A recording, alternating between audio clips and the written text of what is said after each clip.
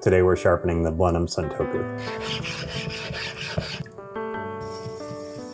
And I'm starting with the 2K stone.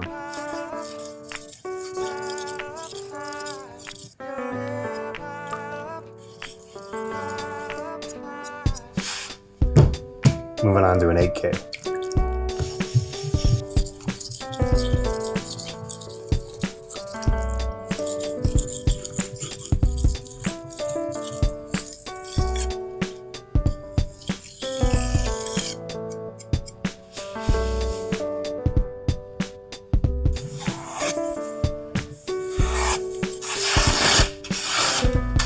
When you do your cut tests, you really want to go up and down the knife to make sure you didn't make any mistakes.